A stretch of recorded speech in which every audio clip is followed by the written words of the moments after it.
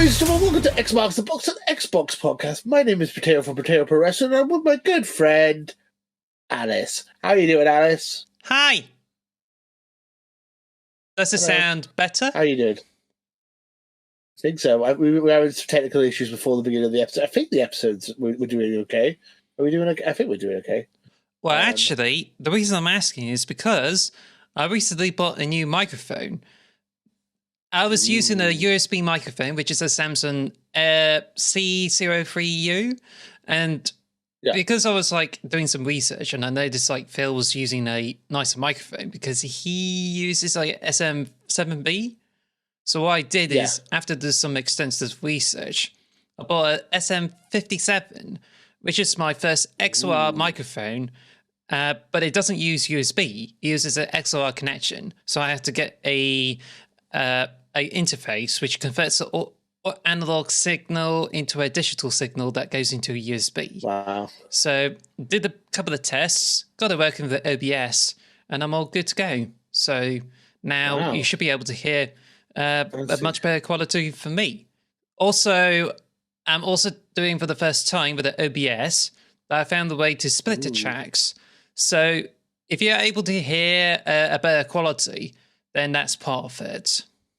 So I suppose you probably hearing a little bit of difference with your microphone. And also next week it should be better quality as well, because I have a Blue Yeti Nano that keeps disconnected all the time, and that's why we keep having technical issues, because my microphone just decides to die randomly. So I've ordered a new one. I'm getting a Blue Yeti like normal edition. I was going to buy Davey's old one, but he's quite sentimental. And I'm like, yeah, it's fine. I'll just buy a new one instead. So I'm getting a new one sent to me soon from Amazon. So hopefully next week the audio quality will be a bit better, and hopefully we won't have as many technical issues as well. So we're invested in this podcast. We hope you guys are enjoying reaping the rewards of that. I guess I'm sure that quality would be improved too. Yeah, we're hoping to improve the channel. We want to improve the podcast. We want to get the channel to like a state where we can just do it like weekly and don't have to worry about it. You know, it'd be nice to have a so audience, you know. Your microphone is actually worth the same as my microphone. You just have to buy an extra cable to go with it, as well as the interface that converts the signal from the microphone. But mind you, it's a bit it's a bit on the pricey side, but for what you get is pretty much worth it. So this is the first time I got the podcast on with that kind of microphone, and I think next week you get a new microphone. So, but what I'm hoping to do is that we can get this through, know all sorts of shenanigans to do with it, and be able to get this podcast with some slightly improved audio. So that should be interesting. Hope so. I hope you guys notice the difference, and I hope you guys appreciate the investment. Our channel is growing quite well. We're doing quite well now. We're about 80 subscribers last time I checked, which is brilliant. I really appreciate that. It's now 86. Ooh, very nice. So we really appreciate every single subscriber. Yeah. We're getting close to 100 now, and we really appreciate that. Our goal was to basically make sure we have more subscribers than our episode number. So we're on episode 47, so we're quite ahead of that now, which is good. If we had the 47 subscribers, I'd be worried. But we're episode 47 with 80 odd subscribers, so we're staying ahead of the curve. Which, if it was like a graph, would be like that. Yes. Hopefully hit 100 soon. I hope it'd be nice if we get to hit 100 before we hit 50 episodes. That would be pretty sweet. Yeah, double it. Well, I hope so too, and we're hoping that nothing really stands in our way. Touch wood. But anyway, so it's pretty much bright, and there's a couple of videos that's already getting more views, even for non-shots, because I got the Vampire Survivors gameplay where I grinded so much with the golden eggs, and that reached over 500 views, almost as much as a developer threat. And we're already getting more views on the Dragon Ball Z meme out of Vampire Survivors. So if you haven't checked it out, look around for the channel. We love Vampire Survivors. Yeah, I was also going to mention that this week I was on in PS We Trust, rival podcast. Ooh, You're on the podcast. Oh, yeah, I was on another podcast. I'm sorry, I cheated. I cheated on you with another podcast. That's not about that. I just didn't know that because it just means you're on as a guest of it. So that's really interesting. Yeah, we were talking about the I think it's called the Q Lite, the rumored PlayStation handheld that's a remote play only, and it's gonna suck probably. Me and Davey both agreed that it sounds like an awful idea, so we agreed on something for once. That's fun. But yeah, if you're interested in handhelds and stuff, it's a nice little episode. 45 minutes, the shortest podcast they've ever done. So if you want to dip your toe in, there's a good one to get invested and see what the podcast's like. They're very nice guys, but they talk about the enemy PlayStation. Boo! I think it's just since we went on. You went on for the hour, we decided to do a little bit of speed running there. But before we go to the next topic, I also like to mention that one of the videos is getting more attention. It's currently about 300 views, but it has attracted more comments than any other video because I did a quick video to rant about the settings being reset in Halo Infinite. And apparently people coming over, they got this problem too, where they just reset settings and it includes accessibility. And this is a serious problem and that's still not being fixed. And apparently, they do need to fix that. This one has been spoken a lot about in the Halo community. So therefore, this is going to receive some attention. But if you've been affected by the settings being reset, then please share this video and raise awareness of this issue and help 343 Industries to keep looking at this problem and getting this hot fix out as soon as possible.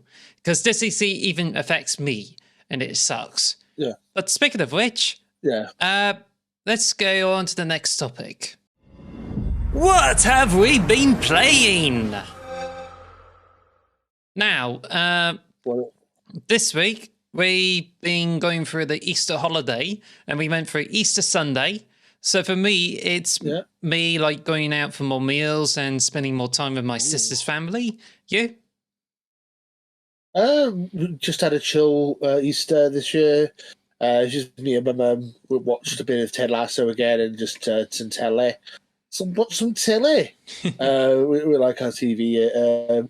But yeah, just a chill. We're watching the football as well. So good times. My sister's family went out to the cinemas to see the Super Mario Brothers movie. And I'm jealous. I want to go. I didn't go too because I'm behind on my projects and also on my routine is still whack. But they certainly enjoyed some of the stuff on it. And even my sister's interested to get to introduce her children to Super Mario Brothers. Yeah. Mind you, my nephew is born at the same time as Lindsay and Michael Jones's baby, first one. Who's born around the same time. And she's already been introduced to Super Mario early in her life. Now, my nephew's about to be introduced to Mario, but he's already got into Pokemon and talks about Pokemon trading cards. So I guess they're going to be some serious gamers soon. I mean, my nephew is he's 3. He went to the cinema for the first time to see the Super Mario Bros. Movie. That was the first time he had been to the cinema. And apparently he behaved himself very well. He went to a kid-friendly cinema in Australia. They have this kid-friendly cinemas in Australia where they have an interval in the middle of the film, and then they have Hot Wheels and stuff for you to play with. Sounds awesome. I'm jealous. I want to go. I want to go to a place where they have Hot Wheels. It's amazing. Yeah, but he had a really good time. It just reminds me of my older friends who she said about those used to be intermissions during cinema films. And I just feel like we definitely need days because sometimes you had to sit through the entire film, but then you don't have no intermissions. Yeah. And I was thinking we should bring those back because films are getting longer and longer, and it's better to try to get through this overwhelming stuff and have ice cream or pop to the do before we return to the film. Also, we're in the generation of TikTok generation, where if you look at our YouTube channel, like both our YouTube channels, Potato Progression and Xbox the Box, short content seems to be more popular than anything else. Everyone seems to have very short attention span. 30 seconds is about all we can really capture anyone's attention for. The fact that we do an hour podcast and you guys listen is really cool. We really appreciate that. But yeah, this generation seems to be a bit more short attention span, which, you know, what was it saying? Well, on the contrary, on YouTube, like, I think people are paying more attention to videos that are over 8 minutes long, according to I think it was the person who's talked about this in the video and found that over 8 minutes long on YouTube often gets more views. But then if you're going to go short form, then usually you have to do it like less than a minute. And I think it's already working for our meme videos. But anyway, as we're going off topic, let's start with the smaller bits. So you've been playing some of newer games, haven't you? Yeah, so so Xbox are on a roll at the moment. They are kicking ass. Everyone says Xbox has no games. Right, well, Forza Horizon 5 just dropped DLC, which is I can't remember what it's called now. It's like a rally, like a rally DLC, which is amazing. I've been playing that for a while. And then last night, Ghostwire Tokyo came out, which is an exclusive, sort of, even though it's been on PlayStation for a year. But still, it's an Xbox game, first party. Next week, we're going to be getting Minecraft Legends, so you can preload it right now. So, yeah, you can preload it right now, which means you can definitely do, how do I put it? You can pre-install it so that when it's next week, you can actually like play it. Yeah, and I think the Vampire Survivors DLC is out next week as well, isn't it? It's actually tomorrow. We love Vampire Survivors. Oh God! It's coming out on the 30th of April, which is like tomorrow. I'm gonna. That's my life gone. Yeah, I was also I forgot to mention when we were talking about Easter earlier. I've been just basically non-stop doing wrestling content for my YouTube channel, so I'm exhausted as well. So yeah, I made about 8 videos in one night the other night, so I got a bit carried away. Yes. So I got 2 channels, and I'm pushing them both very hard to try and get to my goals for the end of the year. Would be brilliant. Same with me. Yeah, but I'm doing like a bit of YouTube. I'm trying to build up my YouTube channel, but I've also been in some like other projects that involve writing as well. But speaking of Vampire Survivors, Vampire Survivors I've been playing, keep grinding for like golden eggs, and it's now gotten to a point where I can literally get loads of money and have enough to get enough golden eggs to power up any character in the game. So simple. Like, if anyone's like confused, first of all, you need to unlock Big Trouser or Queen Sigma. Queen Sigma is all you need to get more gold, but once you get to the point, you can get Big Trouser, like go to Monoglow to like grind some money, and then once you get to the point where you have more golden eggs, you then go over to Bane Zone, pick the pentagram, stick to one weapon slot, which you can do that in character select, and then get another item so you can like grind all this gold. And yeah, it did take lots of 30-minute play sessions just to like get loads of gold. And as you get better, you can get more gold and you get more golden eggs.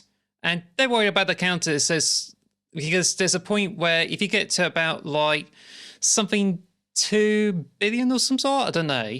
But once you get to this point, it doesn't update anymore, but you can still get more gold in the background. So therefore... So you just broke the game. Yeah. So far, I got about over 1 million golden eggs for Big Trouser, which should be sufficient enough to grind all that gold for any character. Nice. Also, I forgot we were meant to mention this last week. Congratulations to Vampire Survivor for winning the BAFTA for Game of the Year, beating God of War and Elden Ring. I think well-deserved, very good game. We adore Vampire Survivor here. It won a load of awards in our XMB awards as well in the last year as well. Yeah, including your Game of the Year as well. And it was my second Game of the Year, and your Game of the Year slash... It was Pokemon was your Game of the Year, wasn't it? But slash... Yes. Like, spoilers, watch that video. It's a cool video. Alex put up a Game of the Year video. Well, it's actually got about 35 views, so if you can check it out too. And it talks about not only like the one game for like a Switch, but also another game too, and it just picks Definitely. Vampire Survivors as the best game for Xbox of 2022. Sure. But It's very fun video. But anyway, the reason I was grinding because it's for the DLC, which should be coming out tomorrow. So I already bought Vampire Survivors and the DLC, inexpensive, and now I'm just primed to get the DLC for it. So I think this is going to be really interesting. Anyway, apologies, we forgot to mention the BAFTA win for Vampire Survivors last week. So we now just got this out of the way. Yeah, I think are you going to be the first person in the world to get all the achievements on Vampire Survivor DLC then? So it seems like you're already prepared. You log in to not like tomorrow. Boop, boop, all the achievements just pop.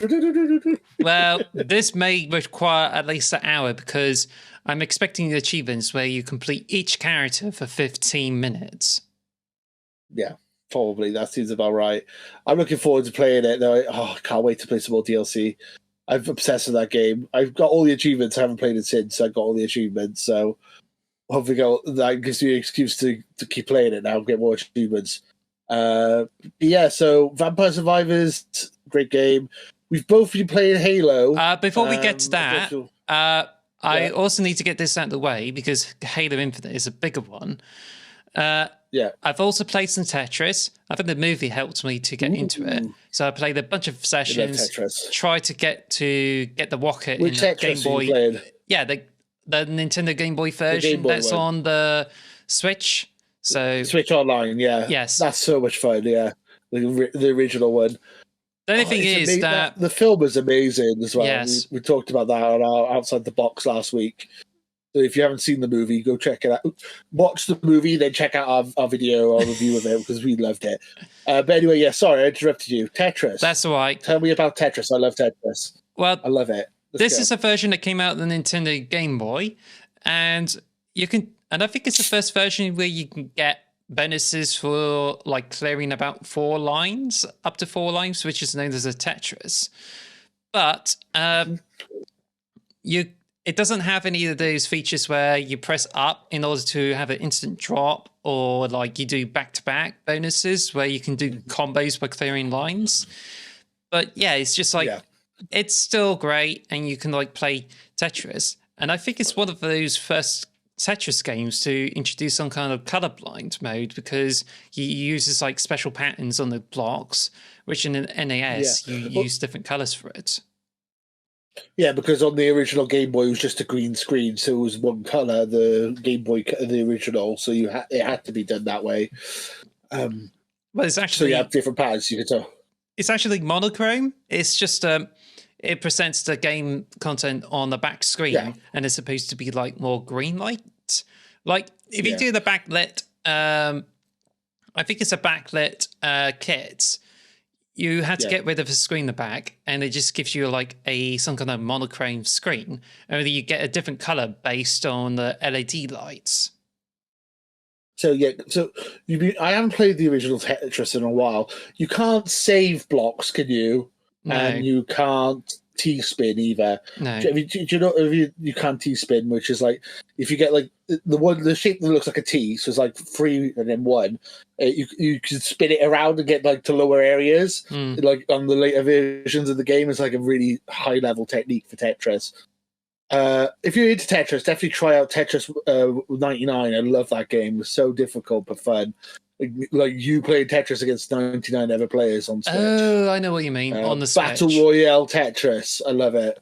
Such a good game. And it's free on Nintendo Switch Online, so definitely worth playing. You can still play it right now, right? Yeah, definitely. And every month they have like new like events, you can lock like new themes and stuff. I tried to unlock every theme and then I stopped playing it, so I've missed a load now. Yeah. So like Fire Emblem theme and Pokemon theme. All that stuff, and Kirby themes and stuff like that. It's cool. You play the game for like a day and then you unlock all the themes. It's cool. I haven't played it for. It's free. I haven't played it probably for over the year, so I don't know if I should check it out again. But anyway, so I might play it. I've also been playing Devil May Cry 5 Special Edition, so I finally got round to it, and it was on my external hard drive of the Xbox, so I transferred over to internal storage. And I've been playing it. Yeah. The graphics, not so much of a difference, but I think the ray tracing it just makes it quite nice. But it actually comes with Virgil, and I seem to have more fun with him on the legendary Dark Knight. But I've been playing as Nero, which you don't have all the combos at first, whereas Virgil's got all the stuff that you can do with it. And I've been playing on like a Devil Hunter difficulty. Nice. I beat it when it was on Game Pass. I didn't like 100%. I just beat the story, and then that was it. Same. But yeah, that's cool. I need to go back and play that at some point. I did enjoy it, well, especially after playing Hi-Fi Rush, because I got hack and slash game like Hi-Fi Rush really got me back into hack and slash type games. I definitely need to play that at some point. Well, maybe Bayonetta free as well. Well, I would have to say to you that the Devil May Cry 5 is not on Game Pass anymore for the standard version. Yeah. So you have to buy the game now. Anyway, now we just get over to Halo Infinite, which is also going to be a bit of a big subject, but it's still part of Have We Been Playing. So we've been playing that. So what have you been up to in Halo Infinite? So I believe it's the Fracture event that's just started again for week 2 or 3 of. I basically just been trying to unlock all the 10 tiers this week, because you can only unlock 10 tiers every week. So I try to unlock 10 tiers on this week's one. And just playing a bit of community maps. Always enjoy it. Always enjoy Halo. There's not much more to it than that. I enjoy playing Halo, and I've just gone back to playing it. I don't have the same issue as you, because I don't swap all the colors of the characters around and stuff like that. So my settings are pretty much default. So I don't have the same issue you do when I restart my game. Yes, but I know where you're coming from. The new stuff to buy, I think, is a bit overpriced still. Unfortunately, yes. I'm afraid it is. I'm enjoying the multiplayer.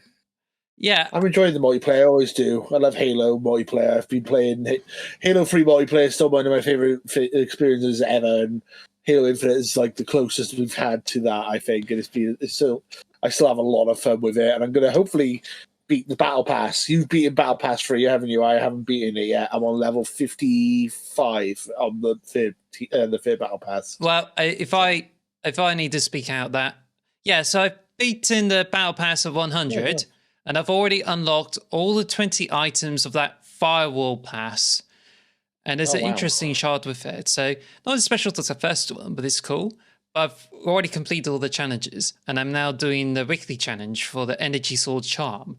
So I just wanted to do that. Ooh. It definitely involves using the battle rifle to get about 10 kills on it. So do you like the battle? Yeah, I like the battle. Oh, I love the battle rifle, yeah. No, it's not battle rifle. It's bandit rifle. Oh, the bandit rifle. It's all right. I prefer the battle rifle if we had to choose between the two. But the bandit rifle's pretty decent. I'm getting used to it now. It doesn't have a proper scope to it, which is a bit weird, but it works. It works pretty well. I agree. It gets the job done. I can kill people with it, so it's fine. It just needs to have a faster rate of fire and needs a bit more accurate to compete with the DMR. But I think I really enjoy the weapon. Some others don't really like it and prefers to have like improvements on it. I think it's decent.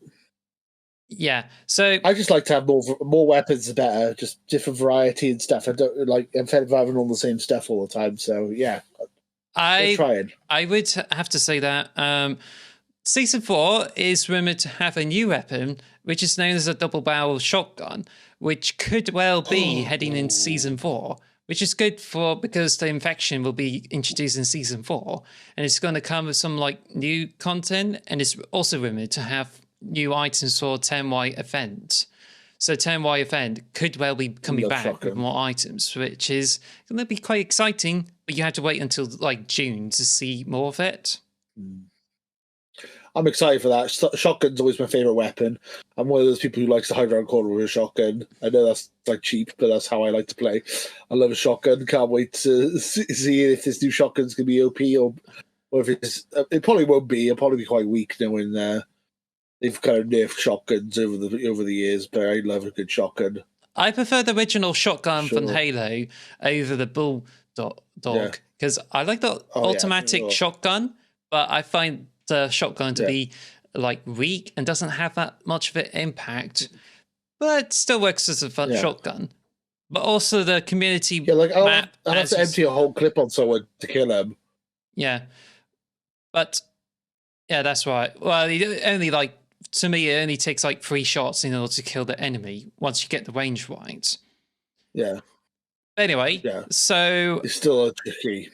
So what I also need to mention is the community map playlist, as you said.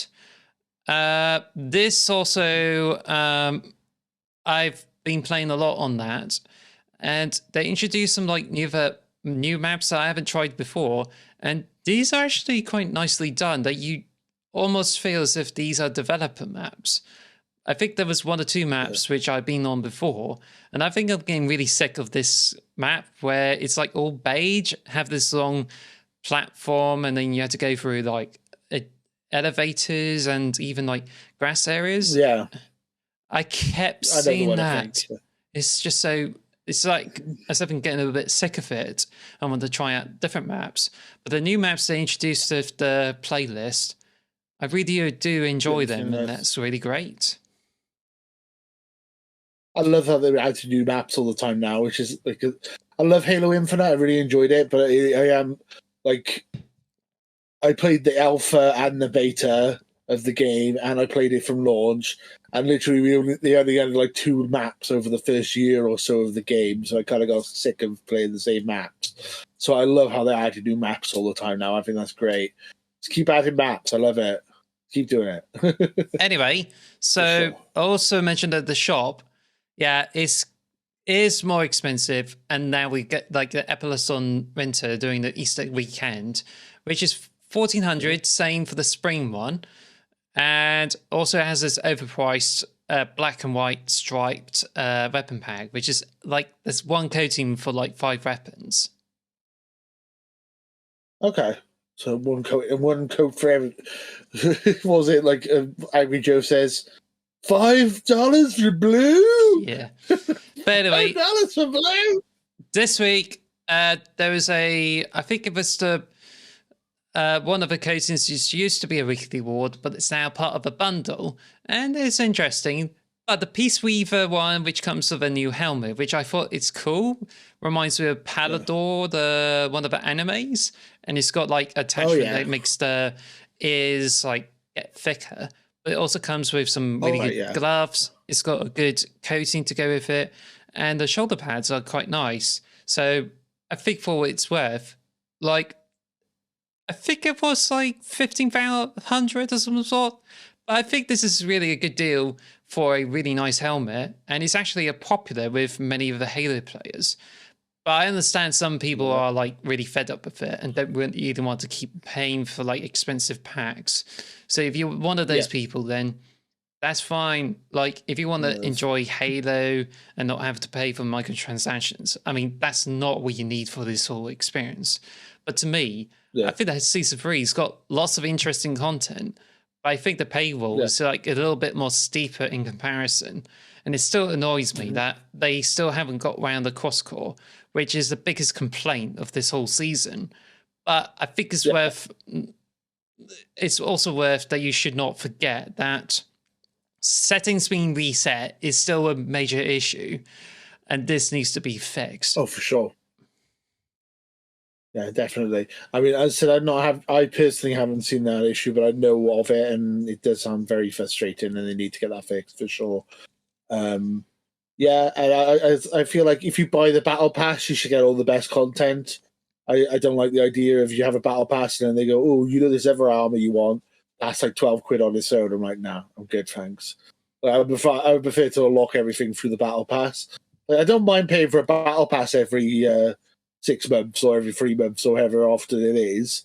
So, but when I've got 100 tier battle pass and then this all the best stuff is actually you have to pay separately for, I find that kind of frustrating, to be perfectly honest.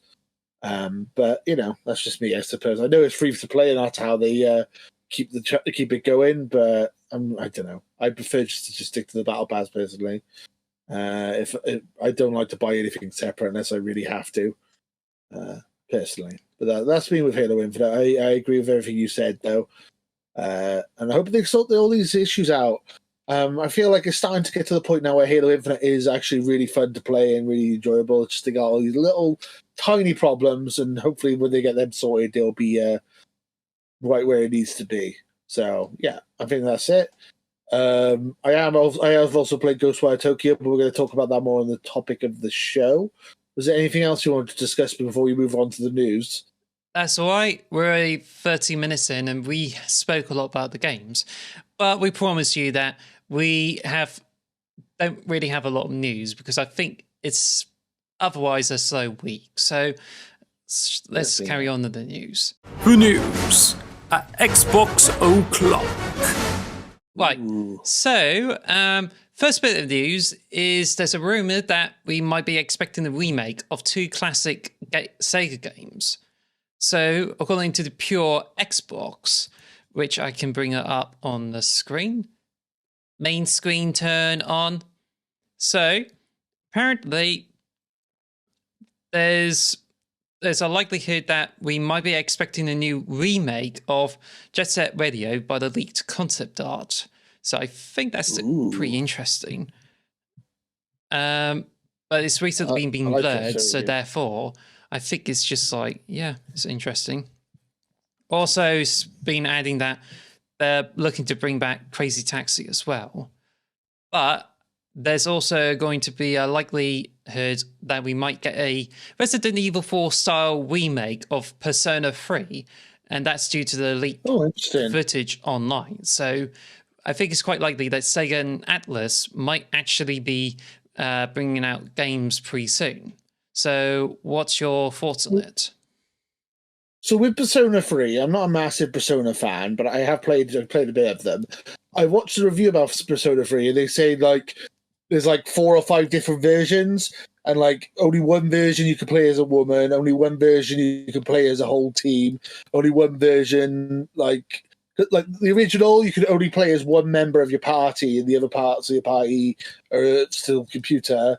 And then there's another version that only has with the woman character in it you can play as, and there's another version that has no cutscenes and it's just like all like what's it called, like a novel based like layout. Yes. So there's not as far as I'm aware, there's not like a proper definitive version of Persona 3. So it would make sense to remake it and have like a definitive version. From what I've heard, that there's not a one definitive version that has every good feature in it. Like there's missing stuff in each one. There's like 5 or 6 different versions of Persona 3, and each one has something missing from one of the other versions. So it would make sense to me for them to remake it, and also like modernize the graphics a bit because it does look a little bit dated.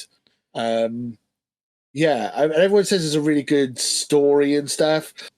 Like Persona 5 is about stealing people's hearts like via like heists and stuff. The Persona 3 is supposed to be about like life and death, and you got to use like death powers and stuff. It's supposed to be really interesting and quite dark, but sounds cool. I would love to try it, and I'm hoping they do remake it. That'd be sweet. Jet Set Radio is a fan favorite. Yes, ever since everyone's wanted a new version of Jet Set Radio for years. And when Hi-Fi Rush was announced, everyone was like, "Oh my god, it looks like Jet Set Radio," and it like plays nothing like Jet Set Radio. But everyone got really excited for Hi-Fi Rush because of the Jet Set Radio tie-in. I think like, to me, Overdrive's the kind of thing as well. Everyone's just excited to see a new Jet Set Radio. If they make it a new one, I would totally be in. I think to me, sure. You brought up the Hi-Fi Rush. And I feel there's official statistics that actually make the game up. But to me, Jet Set Radio has been remade once into a Jet Set Radio Future. And apparently nobody seems to have bought it when it first launched on Xbox. So when it was bundled with Sega GT 2002, when it came with Xboxes. And that's what I got my first Xbox, getting it with a Jet Set Radio Future bundle. And it's like, played it and it's so good.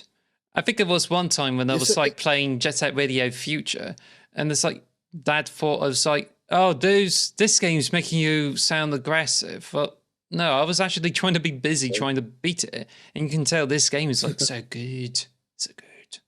Oh yeah, I was going to say it's like it's a cult classic. It's one of those things that at the time people didn't realize how good it was, and now people look back at it. It's like, oh man, I wish we came back to that.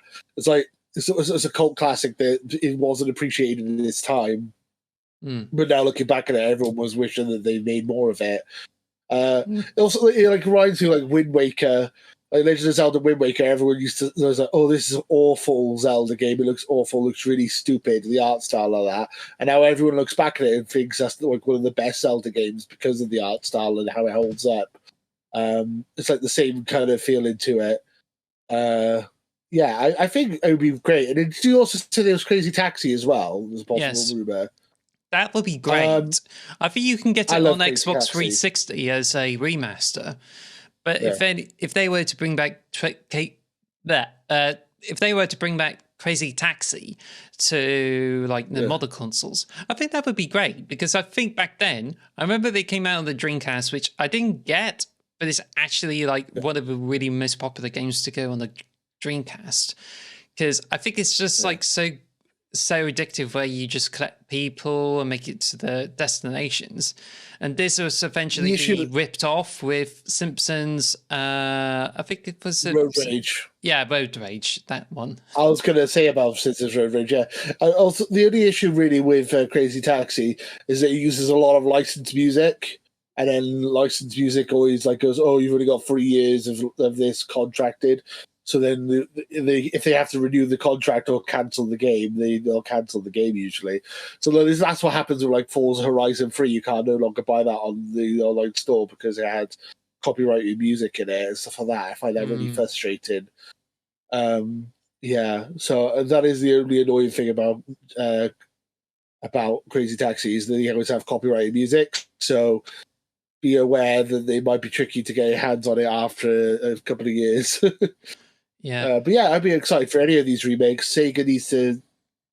I mean, everyone loves Sonic. I know Sonic does well for them, but they should try different things. I feel like they've got so many interesting things in their catalog they could try. I feel like bringing back some of these other retro games would be pretty cool. Please, sure. Don't forget the Sega Mega Drive games. There were like remakes of it in the PlayStation 2 era, but didn't go through. But there's like Streets of Rage 4, which is quite good. Ooh, yeah. But I think it's just like there's so much untapped potential in the Mega Drive era that it should have been like brought back as remakes or even like sequels. And I'm totally down for that. But I think the Sega and Atlas is just like just try out new IPs through mobile games. But I think is a bit of a sad thing, and I think we could be expecting more Atlas games, which as in with case with Persona 3 remake or even Persona 6. So who knows? We might even expect Devil Sunbrook. And you know what I'm going to say about Sega, right? Yes. The same thing I always say whenever Sega is referenced on this podcast. Xbox, buy Sega. God's sake. It makes so much sense to buy Sega. Like, basically the big gap in Xbox's portfolio is like you literally get Sega, boom, plugs the gap. You get like mascot platformers, you get Japanese games, you get JRPGs, you get a Japanese established name that actually going to bring in Japanese gamers. It's perfect. I mean, the other option would maybe be Capcom or Konami, but I feel like Sega would be the perfect fit. Plus, they've got a good relationship with each other. I don't see why that would. I'm thinking like that would be a really good fit for Xbox to get Sega. I mean, like, okay, PlayStation get Final Fantasy, but we get Persona, so I'm cool with that. I would prefer to get Persona over Final Fantasy myself. We got to move on through the news because I think we already beaten this to death. So. Next news is we got a Minecraft cookbook. This one is coming out in 18th of May. It's already out in the US and it has like 40 recipes, which are based on the recipes you get in Minecraft, which includes a baked potato bite, as well as buried treasure pie, as well as a suspicious stew. So they already introduced a couple of recipes. There's flower forest greens, which has got apples, honey mustard, and some like bits of like radishes and lettuce, I think. But that's one very simple recipe. Also, it's got a blocks of clay fudge, which all it needs is you need 26 Oreos, some condensed milk, together with some salt, white chocolate chips, and vanilla extract. So it just kind of makes a fudge out of like Ben & Jerry's cookies and cream. When you said 26 Oreos, I thought you were going to say 26 cobblestone blocks. Like kind of thing. Like you were going to say, it's like, is everything cooked in a furnace, or do you need like a crafting table to make everything in this cookbook? Yeah. Everything, just chuck everything in the furnace. That's how you cook everything in Minecraft. Yeah. I don't. Some of the recipes you said sound nice, but they don't seem very Minecraft to me. Minecraft is very simple, though. You just like, here's a chicken, stick it in a furnace. Now you have a cooked chicken. Or like, here's a load of wheat, stick it all together. Now you have a loaf of bread. Like that's like literally all the recipes in Minecraft. There's not really anything super complicated or like delicious in there. So like, that Oreo thing sounds delicious, but I don't see how that's Minecraft. But it's very easy honestly, though, because you stick it. You've got the instructions when you buy a whole chicken. You stick it in the oven, cook it for about like 1 or 2 hours, and you get some like hot, tasty chicken, and that's all you get. That's brilliant. Yeah, I'm sold on that. That would be my kind of cookbook. Everything's made in a furnace. That's how it's going to be done. Anyway, it arrives on the 18th of May, so if you're interested for some Minecraft cooking with your kids, it's pretty much there, and I think it's available to pre-order in like Amazon. Now, next I think that sounds like a video for our channel right there. Get the cookbook and let's do some cooking. Anyway, definitely. So the last bits of news, I believe, is the Game Pass is now available in 40 new countries. So, congratulations! According to Microsoft, they have revealed the list of all the countries that now gives you Game Pass, at least on like the PC. And it ranges from Albania to Algeria, all the way to Uruguay and Ukraine. So you're not going to read all 40 of them, then, are you? Sorry? You're not going to read all 40. Well, it's a long list, and it includes like Malta, Luxembourg, Morocco, and all those kind of things, like Iceland and Croatia. But that's pretty much it. Microsoft is now got the Xbox Game Pass on PC in 40 countries, which means they get to enjoy the likes of Forza Horizon 5, Age of Empires 4, and Grounded, and they'll be looking forward to Minecraft Legends, which is coming out on April the 18th, Redfall on May the 2nd, and hopefully, to September the 6th, Starfield. So if you're interested in all that, well, it's never been a better time to be a gamer and check out the Game Pass, which you can get on PC. But what we're really interested is for the PC Game Pass to arrive on Steam. Yeah. If you're one of these 40, if you're from one of these 40 countries, let us know in the comments below. I would really be fascinated to hear from you guys. I was going to say we should try and read all 40 countries in like the Animaniac style. Do you know the Animaniac thing where you like just read every country in the world? It'd be a lot of effort. It'd be funny. Costa Rica sounds like a good one. Luxembourg, Malta, Moldova, Panama, Qatar. Okay. Romania, Serbia. There's a lot of good. Ukraine's getting it finally. I'm surprised Ukraine didn't get it before. Especially with like Stalker and stuff coming from Ukraine, so that's cool. Yeah, I'm really happy to hear this. Gaming, everyone should be able to be a gamer. Everyone should have access to video games, and I feel that this is an amazing step in that direction. Now they just need to get cloud streaming on every one of these countries as well, and hopefully they get the Logitech game system for that. Make it like reasonable price, not 400 quid. Yeah. Anyway, so we got some breaking news. Breaking news! Redfall is going to be locked to 30 frames per second on Xbox Series X and S at launch. According to this on Eurogamer, it says that Arcane's vampire shooter will be locked at 30 frames per second on both Xbox Series and S. On the Xbox Series S, the game will run at 1440p and 30 frames per second. And Xbox Series X, Redfall will run at 4K and 30 frames per second. And both of these options are resolutions are all part of the game's quality mode. The 60 frames per second performance mode is still planned for Redfall on both consoles, so it's not just Xbox, but also PlayStation as well, and it will arrive post-launch through the update, according to Bethesda. It's not coming to PlayStation. I think you mean Xbox Series. And, it's not coming out there now. I think I got it confused with Ghostwire. No, yeah, that's interesting. So they are going to bring a 60 FPS mode, but not a launch. Oh, that's disappointing. I'm not.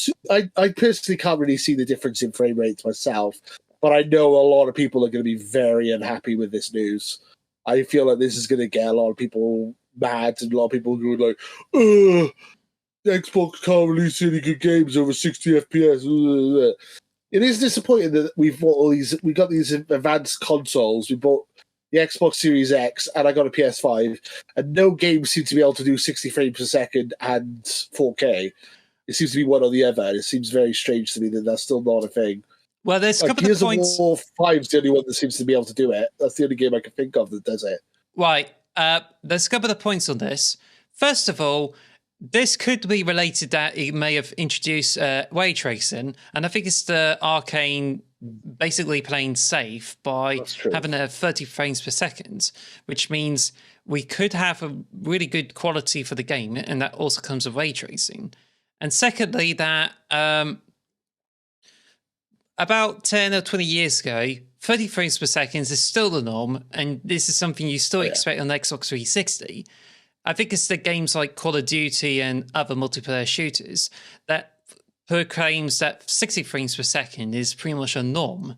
So I think we're pretty much being spoiled at this point. Yeah. To me, Redfall at 30 frames per second with some good ray tracing, which I hope it will be in this quality mode, this is pretty much a norm, and it's just something you expect in the future. So I think either way, you're just still going to be spoiled with some really, really good visuals. But I think, as you said, it's still pretty much the case where people are going to be disappointed it won't be 60 frames per second at launch. But we should not let that distract from their enjoyment of the game. In other words, it just means it's easier for me because it just means I can record it for 30 frames per second at 1080p. That's true. See, silver linings is we can record it better. No, but yeah, I get it. I'm the same way. I mean, as I said, it doesn't really bother me too much. The only thing that bothers me is the fact that, as I said, when they launched these consoles, this generation was kind of touting the fact that we would be able to do ray tracing, 120 frames a second, 4K, and now it's like literally every game is like, well, it's only 4K and only 30 frames a second, but or it is 60 frames a second, but only in 1080p. So it doesn't seem to be like able to hit those high benchmarks that they set at the beginning of the generation, unfortunately. Also, does this what does this mean for Starfield? I'm looking like Starfield's going to be more like it's going to be 30 frames a second at this rate. If Redfall's 30 frames a second, I think Starfield's probably going to be in the same boat, unfortunately. I hope not, because one, I feel they're going to go for 60 frames per second like on the PC, and I already did that with Skyrim. It depends. If they're going to increase the graphical performance of Starfield to the point that they would probably sacrifice frame rates for the quality of the graphics. But I hope it's not the case with that as with Redfall. But as I said, we just have to see, and we also hope that Redfall will be good. But I think the thing is, people are already not having a lot of hopes with it. So I hope it's not the case when a game comes out on during May. But we definitely have an episode planned of the podcast to dedicate talking about Redfall. But then again, we'll review that game. Yes, for sure. Yes, that's right. We can definitely review it. It's on Game Pass. We're definitely both going to play it, even if it is absolutely rubbish and we only play it for like an hour. We will play it. We will give it a try. I think. I'm hoping it's going to be good. It looks good from what I've seen, but then it's like, did you see the IGN first gameplay that's got a load of dislikes? Really? IGN recorded a gameplay for someone in IGN can't play video games. Apparently, the gameplay was so bad that people disliked it. People were just saying, no, it's just really bad. The person who's playing it just can't play video games very well. Like they weren't sprinting or using any of the abilities or anything, and it just like looked really bad. So it got a load of dislikes apparently. So yeah, so that's got bad publicity. It keeps getting bad publicity, and I'm hoping when the game comes out, it's going to be good, and everyone's just going to forget about all this stuff, and we're just going to enjoy the game. I'm hoping because I like Arcane, and I think it looks like a cool setting. It looks like a cool world. I'm really excited to explore the Redfall, the town of Redfall. I'm still trying to decide which character I'm going to be. I think I might be the sniper guy. I think he's kind of cool. I'm not sure. I think I'm most likely to be a technician, though. So, yeah. Yeah. But the anyway, one with the robot. Robot puppy. She's cool. Anyway, so the breaking news is that Redfall will be tied to 30 frames per second at launch, which means the 60 frames per second update will be coming out post-launch. So that's our breaking news for today. Anyway. Pretty sad news, but hopefully it'll be so good. It's time for the topic of the show. And it's time for our topic of the show. Oh no, matron. And this time it's going to be a much simpler one because we're doing Ghostwire, which just came out on the Xbox systems. And as you said, you only got around like chapter 1. So how is it so far? I'm enjoying it. I think it's a lot of fun. Like when it came out on PlayStation, it kind of just it released and it had like no fanfare and it just died out. No one really talked about it. It's just a shame because it seems like quite a fun game so far. It starts you off in Japanese with subtitles. I was like, oh, this is difficult for me because I'm dyslexic, so I find it difficult to read subtitles when I'm playing games. But you can bet an English voice actor on it, and as soon as I did that, it was much more enjoyable for me. The storyline seems really weird, but interesting. You've got like a ghost character who's also inside your body, so you got like two souls, and like everyone in Tokyo has been killed. So you're the only person left in Tokyo, and there's all these ghosts everywhere. It's kind of cool. Instead of like having guns or anything, you use your hands. There's lots of like Naruto hand movements, like Sharingan, all that kind of stuff. Like all I've unlocked so far is like a pointer thing. You just point a green thing at them, and then you can also shield yourself by doing that. It's really fun so far. As I said, it's like a lot of hand movements. It's supposed to be like an open world game, but so far I'm still at the beginning, so it's quite linear so far. But it's interesting. It's a really interesting concept. It reminds me a lot of like Death Stranding or something. The plot seems really wacky and out there. Is quite dark as well because there's a lot of it is about death and stuff. But it's interesting. I haven't played much. As I said, I've only played it for the first chapter, so I've played it about an hour and a half. So I can't really give you like a score or anything, but so far it seems pretty decent. You could tell it's made by Shinji Mikami. You could tell it's made by the same people who made Evil Within and Resident Evil. It's got that kind of feel to it. It is very spooky. So it's enjoyable. So isn't the unique selling point is to do with like you do ninjutsu? I think so. I mean, it's a first-person ninjutsu open world ghost hunting game, which is it's a bit like Ghostbusters, concept. Isn't it? Yeah, but you're like but not as goofy as Ghostbusters. I love Ghostbusters. Don't get me wrong, but it's like you're like the last human alive in Tokyo. Everyone else has been turned into a ghost. So fog thing. So it's just like, because the reason I was asking this, because in 2009, there was a Ghostbusters game and you go around and you have to like track the ghosts up So I don't know if this Ghostwire plays in a similar manner or some sort. No, definitely not. As I said, it's like a first-person shooter, but you use your hands to shoot like magic out of your hands, basically. You can like grab a soul. You like can wrap it. Like you have a lot of the ability, so you can grab a soul from an enemy and then like wrap it in like ropes and like pull it towards you. It's cool. The hand signals and stuff are really cool. And you like got like a stealth element to it. And it's like they try and jump scare you, but I didn't jump at all. But it's got some interesting spooky stuff in it. Like, you know, creepy stuff, like the walls will just suddenly just set on fire, or like chairs will move across the room or something random like that just to try and freak you out. But yeah, it's not that scary. It's kind of fun. It reminds me a lot of like Deus Ex or something, but like a Ghost kind of feel to it. It's like first person adventure game sort of. As I said, it's very linear at the moment, but I've heard it does open up and you can explore Tokyo at your own pace. And Tokyo looks really nice. It looks like Tokyo from what I can tell. Yeah, very cool. So I'm excited to play more of it. I've only played an hour or so of it, but I've enjoyed it so far for sure.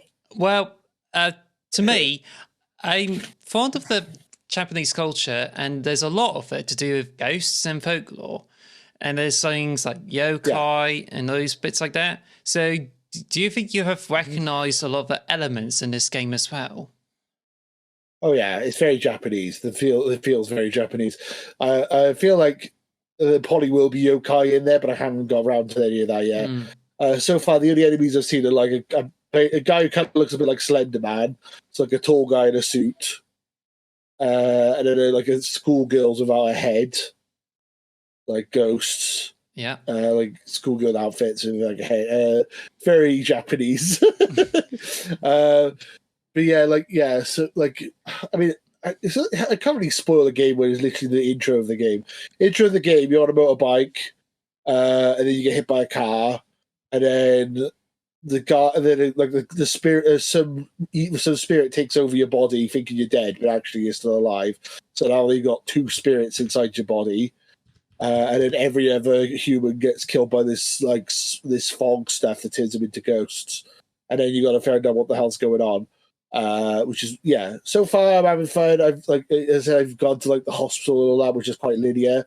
Actually, it reminds me a lot of Atomic Heart. Now I'm thinking about that's probably the best example. It gives you that kind of feel to it, like gameplay wise, anyway. Like first person. Follow, like try and explore, but like quite limited at the moment, but it will open up. The characters don't like each other very much, and they talk to each other a lot. Exactly, because like you talk to the glove in Atomic Heart, don't you? And like you and the glove have conversations, whereas this is like you and your like second spirit talk to each other a lot and argue about stuff. So it's like got a very similar kind of feel to it. So I haven't got that far into it. It's fun so far. The characters the bosses and stuff look really cool, and the setting's interesting. And I love, as you said yourself, you love Japanese culture. I love Japanese culture as well. I'm a bit of a weeb. I love Japan. I'm not so much of a weeb myself because I haven't checked into a lot of anime, but I'm really interested in the wider, more broad Japanese culture, and I really love to check out for any bits of folklore, yokai, and even there's some really impressive food stuff. Like you got, it's not just to do with emojis, but it's also you have battered stuff as well, and also some like interesting recipes, which I tried some of them before. But as you were talking about the Japanese culture in this game, I was interested, reminded of like Gaijin Goomba, and it's like, oh, it's interesting. Yes. And I think Gaijin Goomba is used to be a good series. Yeah. I think recently he's been has been ranting about there's ranting about Agretsuko, and I think it kind of popped up a lid of this can of worms and just goes on to talk about how bad a ninja is in Demon Slayer. But he did actually tap into Ghostwire Tokyo, and has been talking about the depressingly perfect culture in Japan, which is expressed in Ghostwire Tokyo. So I think this actually goes into a lot of like interesting stuff to do with like Japan. So do you definitely feel like a more melancholy or some kind of macabre or some sort of of this whole macabre game? Melancholy? It's very grim. Yeah, it's not a very happy story so far. It's been very dark. Like I said, literally everyone dies right at the beginning of the game. Bit messed up. So yeah, it's pretty grim. Yes. So yeah, I kind of get It's not the most cheerful of games, but I'm really intrigued to play more. I'm really interested. I said I love Japanese culture, and I'm really intrigued to see where this goes from here. And I feel like Tokyo is really realistic. It looks how I picture Tokyo. I've never been to Tokyo, so I might be wrong. But how I picture Tokyo to be is very similar to how it is in the game, for sure. Definitely got to play more. As I said, I haven't played enough really to judge it, because normally we give it a rating out of 10, but I don't feel it's fair to judge it on only one chapter. I will come back to you next week, and I'll give it a rating out of 10 next week once I've played a couple more chapters, and I can give you a fair score. But I'm enjoying it so far. I feel like it's a bit unfair that it kind of just got completely forgotten when it came out. Like PlayStation were like, oh well, we bought exclusivity, but we're not going to promote it because it's now an Xbox game. Screw it. And then they haven't really put any money into it and just let it die, which really upset me a bit. I think it got like 7s out of 10 and stuff when it first came out. So I'm really interested to see if there's any new reviews now it's on Xbox. Fingers crossed we'll have a little look, because there's a load of new content and stuff on the Xbox version as well. So we have to try that out when we eventually get to it. Yep. So the question is that, do you recommend this game to me? Yeah, I guess. Why not? I mean, it's on Game Pass. You can try it for free, like on Game Pass. So, and it's, as you said, you love Japanese culture and stuff. I mean, is this the final question, or is it just a random? It's just asking as part of a conclusion of the subject. Asking. But I think you would enjoy it for sure. I think I said I've not played enough for you to say if it's definitively a good game or a bad game. I'm enjoying it for what I've played so far. It's not super scary or anything. I think you would enjoy it. It's very interesting so far. I'll definitely give it a try. Download it, play it for like half hour. If you don't like it, then uninstall it. But I think it's decent enough to at least give a chance for sure. It's not broken or anything. Put it that way. I won't be giving it a 2 out of 10 or a 3 out of 10. Put it that way. It's at least playable, so it's going to at least get a 5 or 6 out of 10 at the minimum. But it'll probably be more like 7 or 8. I mean, spoilers for next week. yeah, I would imagine so. But yeah, it's nice you're recommending it to me. So yeah, it might be something I might check out if I got the time, because I do need to deserve the break, because I went through a hell lot. So I might probably download that. But I would imagine it's one of those. Next weekend. Yeah, and it's going to be another one of those. No, I was going to say. A lot to play next week. Yeah, I would definitely like see if I can play that, and if it's possible, I might do like first 10 minutes of the game and put it on YouTube. But who knows? But I think it's just interesting to see how it goes on like Series S. Now then, they're definitely going to try. Now then, as part of this whole thing, we can get this out of the way by doing the last question of the week. I have a question for you, Chief. Do the final question. Yeah. So, now for the last question, I got one that is related to Ghostwire, and this may not be discussed during this whole session. So, Chief, have you experienced any frame rate issues while you're playing Ghostwire Tokyo? No, not yet. I haven't had any issues like that.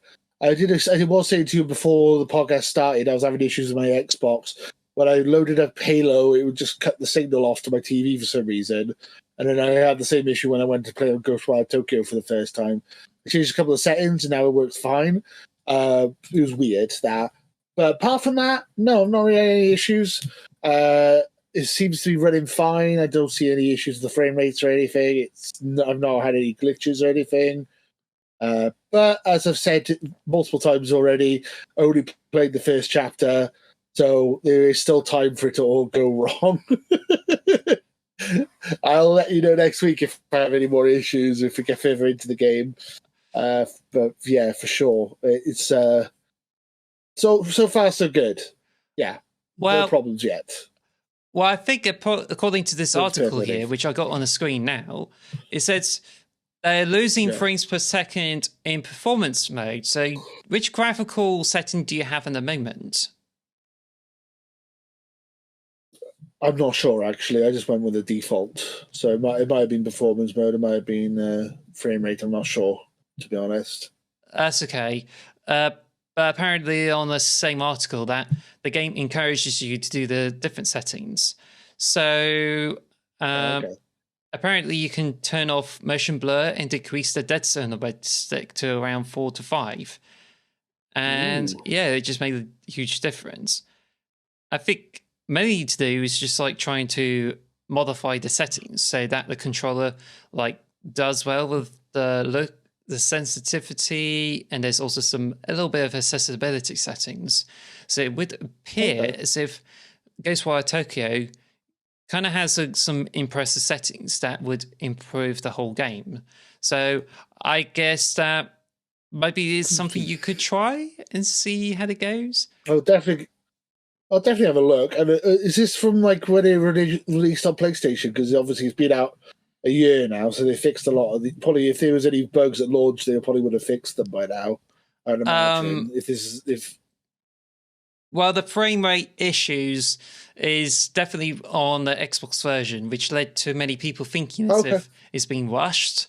So I don't know, because if you're not having any problems with your version of the game, then that's good for you. But I think it just depends on which performance you kind of got. So, but yeah, it's just as I said, it might.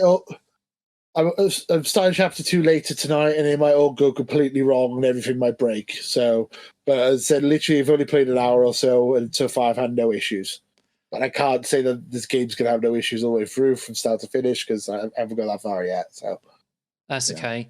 But anyway, take that with a grain of salt. So we now finish this podcast. So I don't know if there's anything else to go through. No, I think that's it. I mean, we really appreciate everyone who subscribed. We're still a small channel. We're still trying to grow. We've hit 80. You said 86 subscribers earlier. I think that's fantastic. We're going to try and make new content for you, keep the channel growing. Different, if it's stuff you like on the channel, stuff you don't like on the channel, just let us know. We want to try and make our channel one of the biggest Xbox channels on YouTube. Would be fantastic. So we're going to just keep trying our best. We're doing this. We're not making any money from this. This is just something we do for fun, and we really appreciate everyone who listens. And yeah. Just stay tuned for more. Hopefully next week I'll have a new microphone, so the quality will be even better. Alice has already upped the quality on her side, so that I appreciate that, Alice. And if we're investing in this channel because we want to make it a success, and we want to make the best content we can for you. Yeah, so if you have any comments about the microphone quality and if you like it, let us know in the comments below. But until then, we're about to wrap this whole thing up. So thank you for the time, and thank you for introducing me to Ghostwire Tokyo. It sounds really interesting on paper. No problem. So until then, it's gonna be interesting. Yeah. See you later. Bye. Bye. Bye. Bye, guys. Thank you for listening to the X Marks the Box podcast.